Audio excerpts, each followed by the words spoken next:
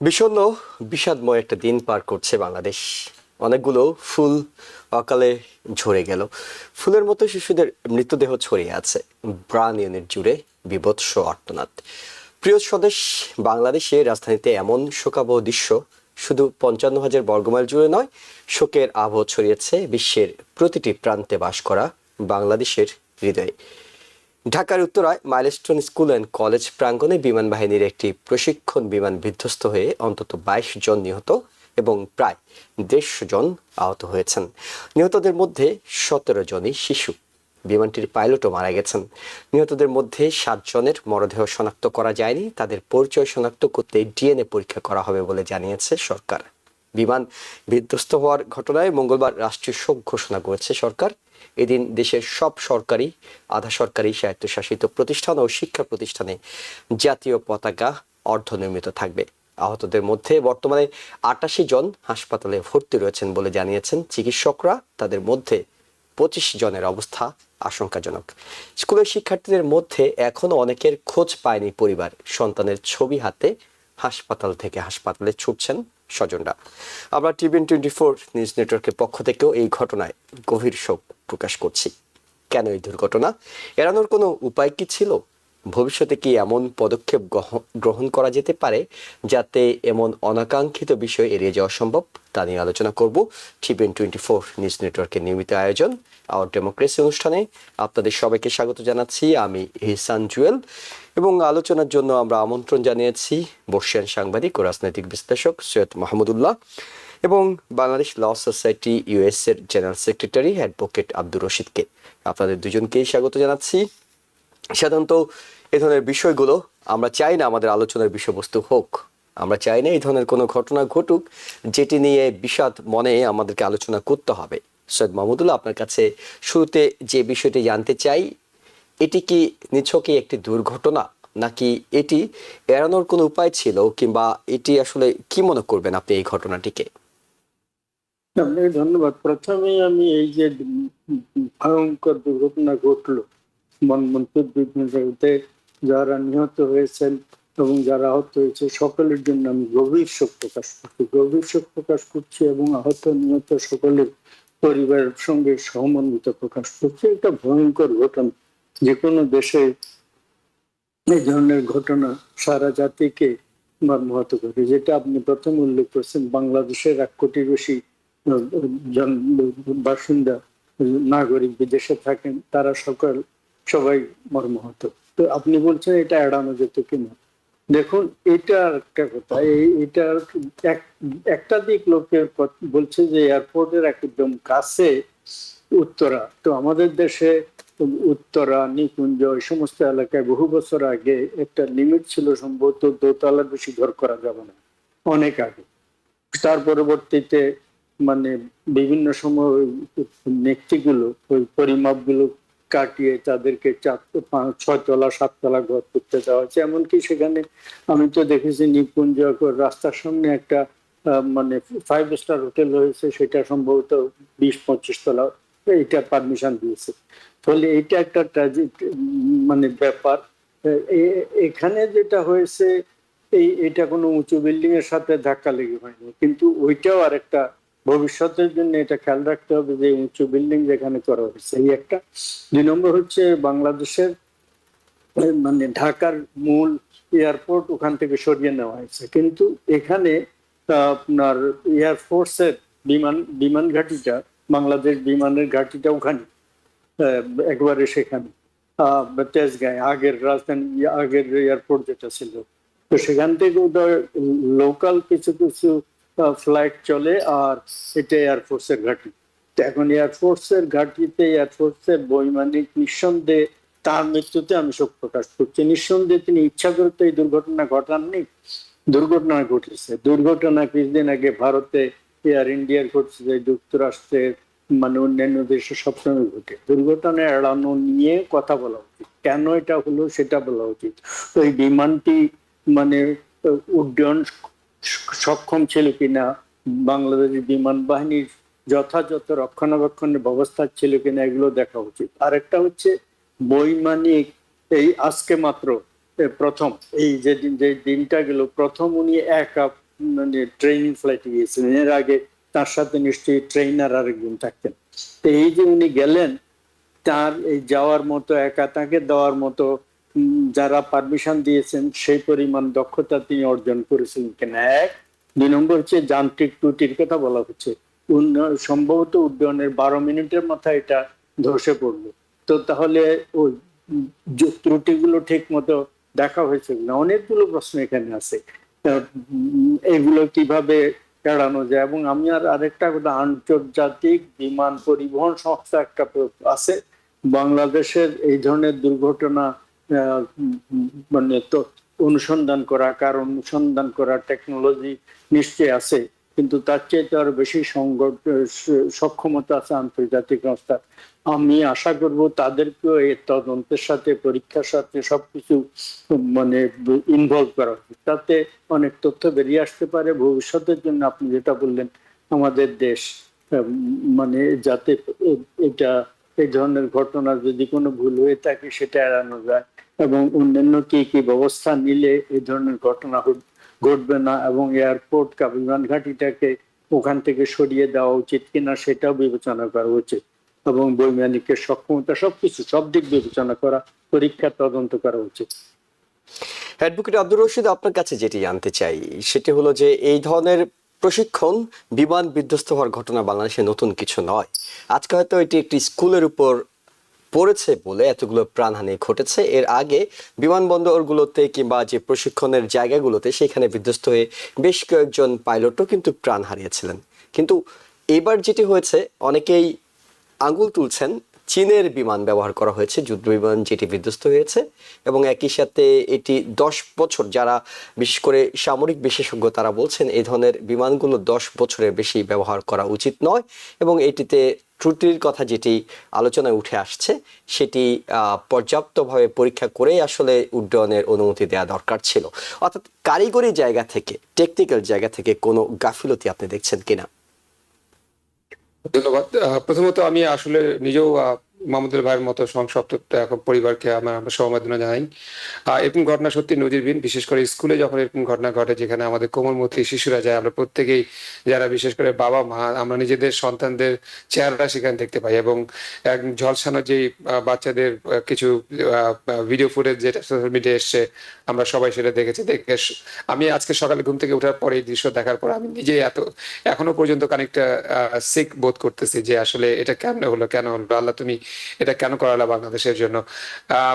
সবসময় আমি দোয়া করছি, আমি আজকে সারাদিন আমার চোখের মধ্যে সেগুলোই ভাসছে। হাওয়েভার, লোক দুর্ঘটনা তো ঘটবেই, কিন্তু আমাদেরকে দুর্ঘটনা এড়ানোর জন্য যে প্রিকশনস গুলো নেওয়া দরকার, সেই প্রিকশনস গুলো আমরা এখানে নিচ্ছি কিনা সেটা সবচেয়ে বেশি ইম্পর্টেন্ট। মাহমুদুল্লাহ ভাই কিছু জিনিস পয়েন্ট আউট করলেন, এগুলো অবশ্যই আমরা, এগুলো জন্য হয়তো আমাদেরকে একটু ওয়েট করতে হবে, তদন্ত চলবে। এবং যেহেতু ঘটনাটি আমাদের আমেরিকাতে আজকে আমরা সকালে জেনেছি, এবং হয়তো আগামী 2-1 দিনের মধ্যে আরো অনেক ডিটেলস আসবে যে কি টেকনিক্যাল প্রবলেমটা ছিল, সেটা অ্যাভয়েড করা যেত কিনা। আপনি যেটা বললেন যে একজন বৈমানিক তিনি একা কেন সেই যুদ্ধ বিমানটা পরিচালনা করলেন, তার যথেষ্ট সেই দক্ষতা অর্জন করেছে কিনা, এগুলো অনেক প্রশ্ন আমাদের সামনে হয়তো অনেক উত্তর আমাদেরকে বের করে দিবে। তো আমি যেটা বলতে চাই যে চাইনিজ টেকনোলজি, যেটা আপনি বলেন, চাইনিজ টেকনোলজি পৃথিবীতে কখনো একটা উন্নত টেকনোলজি না, কিন্তু চাইনিজ টেকনোলজিকে আপনারা সবাই জানেন যে পৃথিবীর প্রত্যেক প্রান্তে চাইনিজ টেকনোলজির একটা প্রতি ট্রাস্ট বা ভরসা একটু কম। তো এই বিমানটি একটু বেশ পুরানো বিমান ছিল। তো এখন কথা হচ্ছে, পুরানো বিমান হলে তো আপনার দুর্ঘটনা ঘটবেই। এই ঘটনাটি আমাদেরকে বেশি দৃষ্টি আকর্ষণ করেছে কারণ এটি স্কুলের মধ্যে হয়েছে, এবং কোমলমতি বাচ্চারা এর দ্বারা মানে ক্ষতিগ্রস্ত হয়েছে, যেটা আমাদেরকে সবাইকে ব্যথিত করেছে, আমাদের অশ্রু পর্যন্ত ঝরেছে। আমি অনেকবার সারাদিন ফিল করছিলাম যে আমার চোখ দিয়ে পানি পড়বে কিনা, আমার চোখ দিয়ে পানি পড়বে কিনা, এমন একটা ফিলিংস আমার মধ্যে এসেছিল। তো হাওয়েভার, এখন কথা হচ্ছে যে বাংলাদেশের ঢাকা শহরে কিন্তু 1 কোটির উপর মানুষ বসবাস করে, এটা কিন্তু খুব ডেন্স পপুলেটেড একটা সিটি সারা ওয়ার্ল্ডের মধ্যে। তো এইরকম একটা সিটির মধ্যে দেখেন, এর আগেও একটা সরকার কিন্তু চেষ্টা করেছিল যে আমাদের যে প্রধান বিমানবন্দরটা আছে সেটা ঢাকা শহরে বাইরে নিয়ে যাওয়ার, এবং এই বিমানবন্দরটা যেটা বিশেষ করে এই যে এটা কিন্তু আমি আজ থেকে যখন 22-24 বছর আগে আমি যখন ঢাকায় ছিলাম, তখন এই বিমানগুলোর যে মানে এই যে এখানে উড্ডয়ন উঠানামা এর যে শব্দ, এটা কিন্তু একটা বিশাল ঢাকা শহরের মধ্যে বায়ু দূষণ তৈরি করে।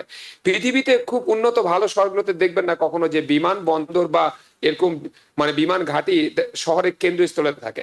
বাংলাদেশে এগুলো কেন্দ্রস্থলে মানে স্বাধীনতার পর আসলে এগুলো তৈরি করা হয়েছে, কিন্তু আমাদের যে মানে ফোরসাইট থাকা দরকার ছিল, ফিউচার দেখা দরকার ছিল। এটা আমাদের রাজনীতিবিদদের মধ্যে কখনো আসে নাই। যদি আসতো তাহলে এই বিমান বন্দর কিংবা এই বিমান ঘাঁটিগুলো আসলে ঢাকা শহরের কেন্দ্রে থাকা একদমই উচিত না। এটা শব্দ যেমন দূষণ করে, এটা এই ধরনের দুর্ঘটনা ভবিষ্যতে আরো হতে পারে। আমরা তো একটা থার্ড ওয়ার্ল্ড কান্ট্রি, আমরা তো জানি না, আমাদেরকে তো আর আমেরিকার নতুন যুদ্ধ বিমান তো ইউজ করার মানে সামর্থ্য আমাদের নাই। আমাদের হয়তো চায়না থেকে, রাশিয়া থেকে হয়তো এই ধরনের বিমান কিংবা ইউজ বিমান এগুলো নিয়ে এসে আমাদেরকে মোটামুটি চলতে হয়। তো এগুলো যখন ডেন্স পপুলেটেড এরিয়ার মধ্যে থাকে তখন কিন্তু এটা ভবিষ্যতের জন্য একটা সংখ্যা তৈরি করে। আমার মনে হয় যে এবার হয়তো এখান থেকে আমাদের একটা টনক নড়বে এবং এটা একটা আর্জেন্সি তৈরি হবে যে কেন বিমানবন্দর এবং এই বিমান ঘাঁটিগুলোকে ঢাকা শহরে বাইরে নিয়ে যাওয়া অত্যন্ত বেশি জরুরি। অ্যাডভোকেট আব্দুল রশিদ, সেটি হলো যে আপনি বলছিলেন যে হয়তো দূরদৃষ্টি সম্পন্ন নেতৃত্ব কিংবা বাংলাদেশের হয়তো সেই পরিকল্পনা করার জায়গাগুলোতে ঘাটতি আছে, কিন্তু বাস্তবতা যদি আমরা বিবেচনা করি, বাংলাদেশের সেনাবাহিনীর যে বিশাল ক্যান্টনমেন্টটি রয়েছে ঢাকা শহরে, ঢাকা বিশ্ববিদ্যালয় যে বিশাল এলাকা জুড়ে রয়েছে ঢাকা শহরের যানজট এবং অন্যান্য পরিকল্পনার ক্ষেত্রে যদি উদ্যোগ নেওয়া হয়, কোন একজন রাষ্ট্রনেতা সে উদ্যোগ নিলেন, এগুলোকে সরিয়ে ফেলা হবে। এগুলো ঢাকার ভিতরে থাকতে হবে এমন কোনো যৌক্তিক কারণ একজন মানুষও দেখাতে পারবেন না। কিন্তু এগুলো বাস্তবে কি সরানো সম্ভব? অর্থাৎ যে শক্তি যারা ঢাকায় থাকতে চান, এই প্রতিষ্ঠানগুলো যেসব শক্তি দ্বারা পরিচালিত হয়, চাইলে কি তাদেরকে সরিয়ে ফেলা সম্ভব বাংলাদেশের প্রেক্ষাপটে? প্রশ্ন, কারণ এর পিছনে অনেক সিন্ডিকেট, অনেক রাজনৈতিক কাজ করে। আপনি জানেন যে এর আগেও এয়ারপোর্টকে সরানোর জন্য অনেক দূর এগিয়ে যাওয়া হয়েছিল, কিন্তু ফাইনালি করতে পারেনি। ঢাকা বিশ্ববিদ্যালয়ে আপনি সত্যি কথা বলেছেন, এটা কেন ঢাকার কেন্দ্রস্থলে থাকার প্রয়োজন আছে? নতুন ঢাকা তো আমরা তৈরি করতেছি, ওদিকে আমরা নিয়ে যাবো কিনা? এগুলোর পিছনে কিন্তু স্বার্থবাদী বিশাল বড় মহল থাকে যারা রাজনীতির সাথে সরাসরি যুক্ত, এবং এদের কারণেই আসলে এগুলো সম্ভব হয় না। আপামর জনগণ কিন্তু চায় যে এই বড় বড় প্রতিষ্ঠানগুলো ঢাকার আসলে বাইরে যাক। জি, সৈয়দ মোহাম্মদুল্লাহ, আপনার কাছে যে বিষয়টি জানতে চাই, ঘটনা ঘটে গেছে, এই ঘটনা হয়তো নিয়ন্ত্রণ করার সাধ্য অনেকেরই থাকে না, কিন্তু ঘটনার পরবর্তীতে যে অ্যাকশনগুলো আমরা দেখি সেটা হলো চিকিৎসা এবং চিকিৎসার ব্যবস্থাটা করা, অর্থাৎ অ্যাম্বুলেন্স নিরাপদে যাবে, আহতদেরকে নিয়ে আসবে, হাসপাতালে পর্যাপ্ত চিকিৎসা সেবা থাকবে। সেই জায়গা থেকে আমরা যে ভিডিওগুলো দেখাচ্ছি সেখানে হয়তো দেখবেন যে প্রচুর মানুষ ভিড় করে আছে। শুধুমাত্র মানুষ নয়, আমরা দেখলাম 4 জন উপদেষ্টা লাইন ধরে হাসপাতালগুলোতে গিয়ে প্রেস ব্রিফিং করছেন। আমরা দেখছি সাংবাদিকরা যারা আহত হয়ে বের হচ্ছে তাদের আত্মীয় স্বজন সবাইকে প্রশ্ন করছেন। আপনি একজন সাংবাদিক, আমি একজন সাংবাদিক, সেই জায়গা থেকে আমরা এই ঘটনাগুলো এর আগে আমরা রানা প্লাজার ক্ষেত্রে দেখেছি, আহতদেরকে নিয়ে কিভাবে সংবাদ কভারেজের নামে ঘটনা ঘটেছে, এবং সেন্সিটিভ জায়গাগুলোতে জঙ্গি হামলার মতো ঘটনায় গিয়েও কিভাবে আলামতগুলো নষ্ট করে ফেলা হয় 21 আগস্টের সময় আমরা দেখেছি। আমি একটু আপনার কাছে জানতে চাই যে আমেরিকাতে থেকে আমরা যে ধরনের সংবাদ কাভারেজ কিংবা এ ধরনের ঘটনা চারপাশে কাভার করার সময় আমরা যে ধরনের চিত্র দেখি, বাংলাদেশের সংবাদ কাভারেজ এবং রাজনীতিবিদরা ভিড় করে সেখানে প্রত্যেকটা দলের নেতারা যাওয়া, হাসপাতালগুলোতে ভিড় করা, এই ধরনের সেন্সিটিভ অবস্থায় এই আচরণগুলো বদলানোর আসলে কোনো সুযোগ কি বাংলাদেশে তৈরি হবে? তৈরি হবে। এই যেমন আপনি কথা বলছেন, বাংলাদেশের টেলিভিশনগুলো, মিডিয়াগুলো যদি এগুলো কথা বলে নিজেদের মধ্যে মিডিয়া পুল তৈরি করে, ধরা যাক বাংলাদেশে 100টা নিউজ অর্গানাইজেশন আছে, 100টা রিপোর্টার না গিয়ে তারা একটা পুল করলে এরকম আর্জেন্ট সময় 5 জন যাবে, তারা রিপোর্ট দেবে, সবাই সেই রিপোর্ট নেবে, এই ধরনের। এবং এই যে সকলকে বারণ করে দেওয়া, নেতা নেত্রী যারা শোক প্রকাশ করতে যাচ্ছে, ভিজিট করতে যাচ্ছে, ওই এলাকা থেকে সরে যাওয়া। জনসাধারণ আমাদের দেশে তামাশা দেখতে যায়, দুঃখ বোধ থেকে যায়, খারাপ বোধ থেকে, এট দি সেম টাইম তাদেরকে যদি বলে দেওয়া জাস্ট রাষ্ট্র মাইকিং দিয়ে রাষ্ট্রের পক্ষ থেকে বলা হলে আপনারা এখান থেকে শুনে যান, এখানে মানে উদ্ধার কার্যের ক্ষতি হচ্ছে, এগুলো বললে আমার মনে হয় জনগণ সেটা শুনবেন। এইটি একটি কথা। আর একটা হচ্ছে যে বিমান দুর্ঘটনা নিয়ে একটু আগে আলোচনা হলো, যুক্তরাষ্ট্রের এই বোয়িং বিমান বেশ কয়েকটা গত 5-7 বছরে অনেক বিধ্বস্ত হয়েছে, সবচেয়ে উন্নত দেশে একটা। কিছুদিন আগে ভারত এবং পাকিস্তান মধ্যে একটা যুদ্ধ হয়েছে, তাতে ফ্রান্সের রাফায়েল এবং মিরাজ বিমান কে পাকিস্তানের চাইনিজ যে যুদ্ধ বিমান ভেঙে দিয়েছে, ওগুলোকে বিধ্বস্ত করেছে, সেটা ওদের চাইতে 1 জেনারেশন পেছন। ফলে চীনের টেকনোলজি এখন তার র্যাপিডলি অ্যাডভান্স করছে অনেক ক্ষেত্রে। যাই হোক, সেটা আরেক ব্যাপার। কিন্তু 10 বছরের পুরনো প্লেন যদি এটা হয়ে থাকে, এবং অরিজিনালি এটা পুরনো কেন হয়েছিল, অথবা বাংলাদেশকে আমার ধারণা নূতন কেন হয়েছে, কিন্তু বাংলাদেশ এত দীর্ঘদিন ব্যবহার করছে, উড্ডয়ন কম মানে ফ্লাইং ক্যাপাবিলিটি কতটা ছিল সেই দিকে বিশেষ নজর দেওয়া উচিত। তো ওভারঅল আপনি যেটা বলছেন সেসব দিক আমরা, আমার মনে হয় রাষ্ট্র চেষ্টা করলে এটা করতে পারে।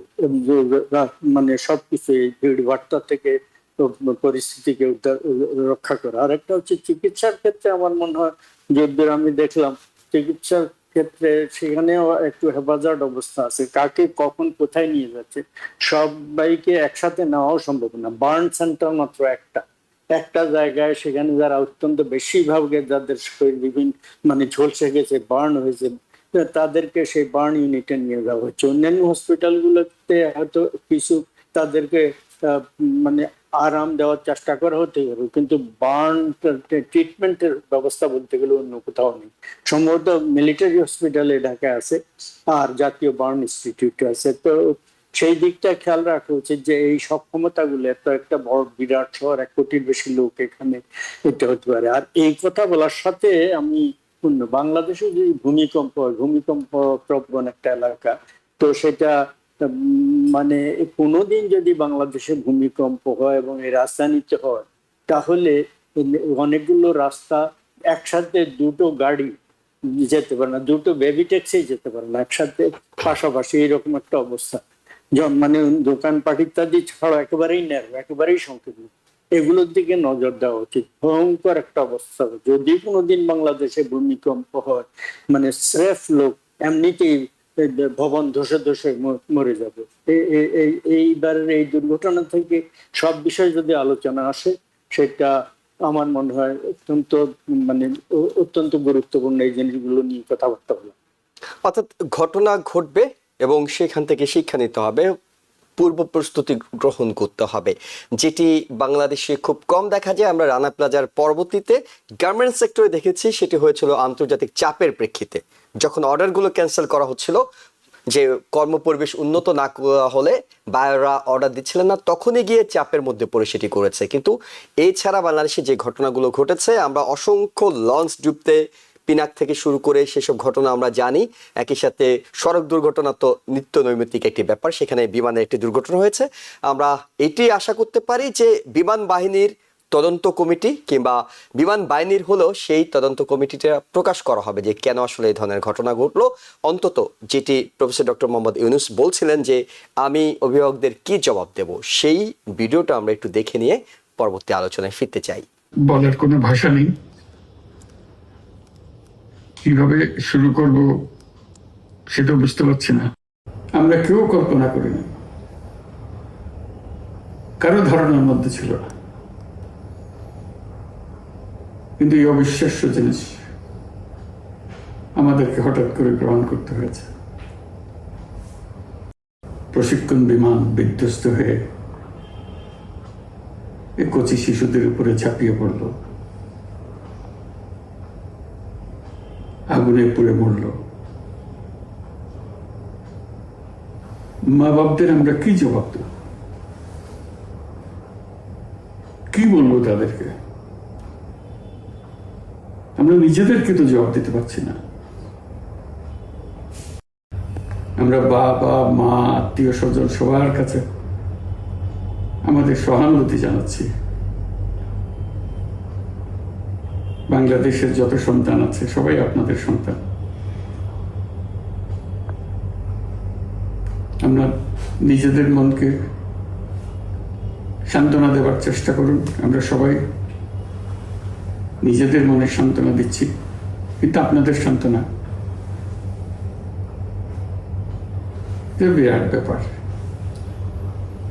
আমরা আপনাদের সঙ্গে, আমরা সবাই আপনাদের সঙ্গে আছি, জাতির সমস্ত লোক আপনাদের সঙ্গে আছে।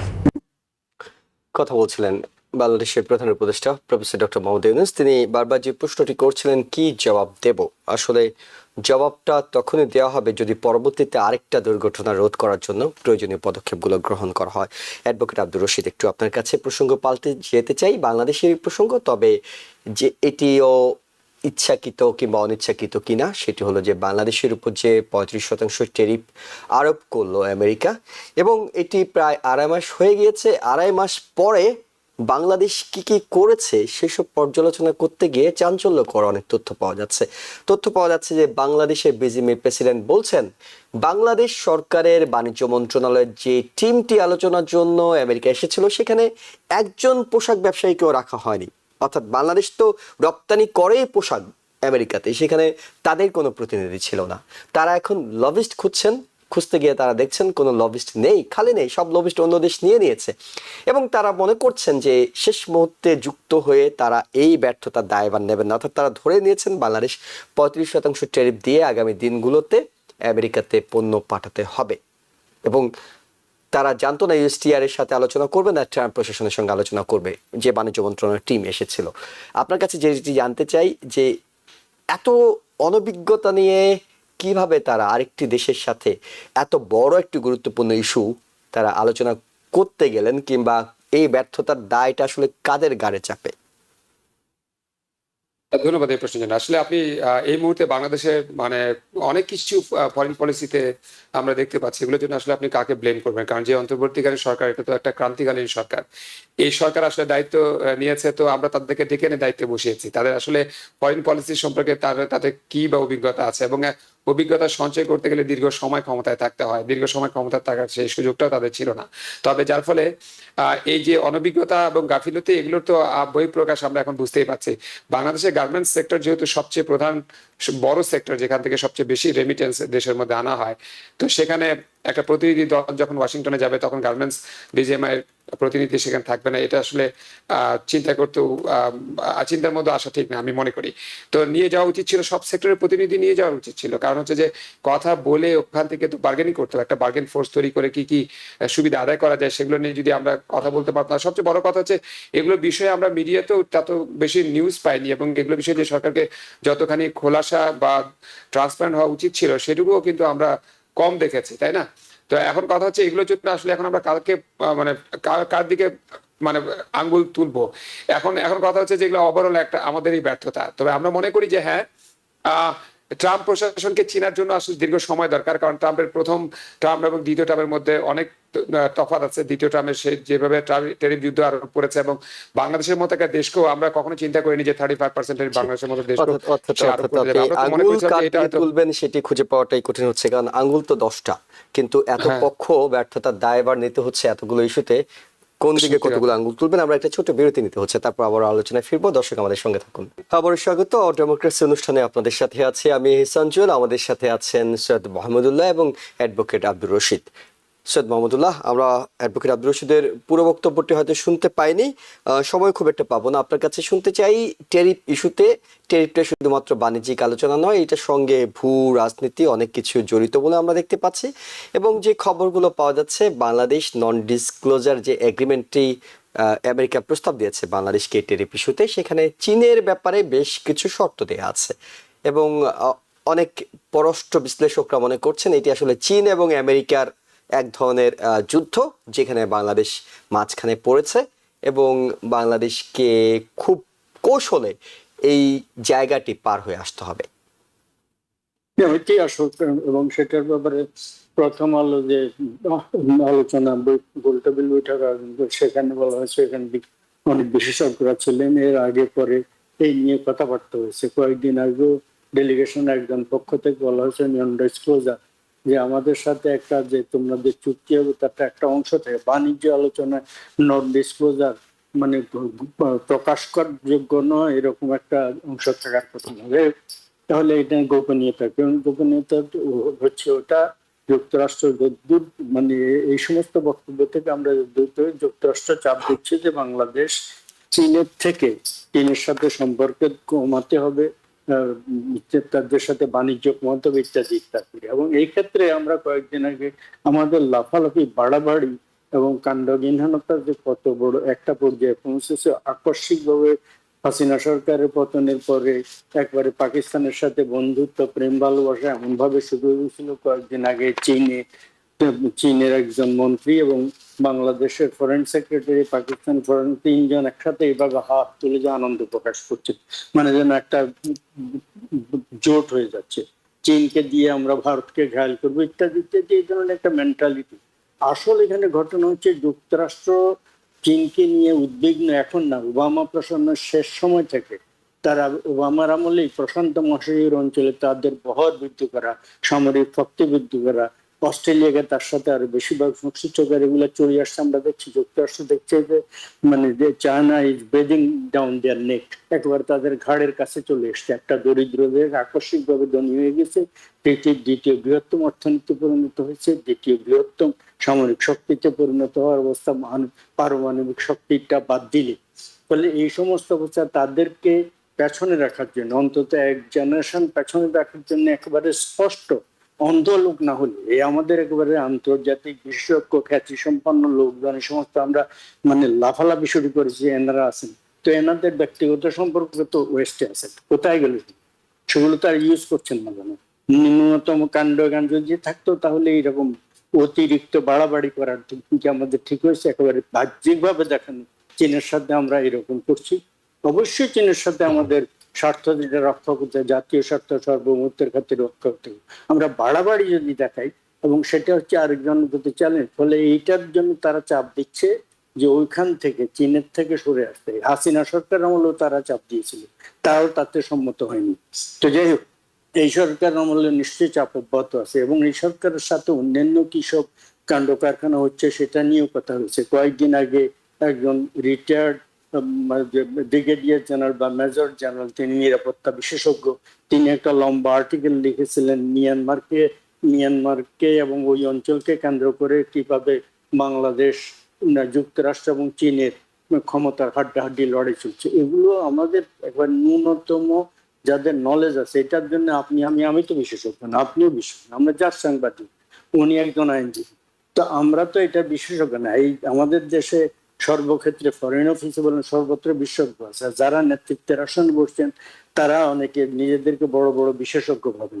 এই সিম্পল ন্যূনতম কাণ্ডজ্ঞান আমাদের থাকা উচিত যে আমরা অলমোস্ট ওদের আঙ্গুলে খোঁচা করছি। এখন বাংলাদেশ 35% দিয়েও টিকে থাকতে পারবে, জিএমের ওই ভদ্রলোক বলেছেন, রপ্তানি। কিন্তু যদি একই পরিমাণ ভিয়েতনাম, কম্বোডিয়া, মিয়ানমার, ভারত, কিন্তু ওদের উপরে যদি কম দেয়, ওরা আমাদের চাইতে বেশি সুবিধা পাবে। তবে এবং এটা না, আর একটা কথা আমি বসি এদের।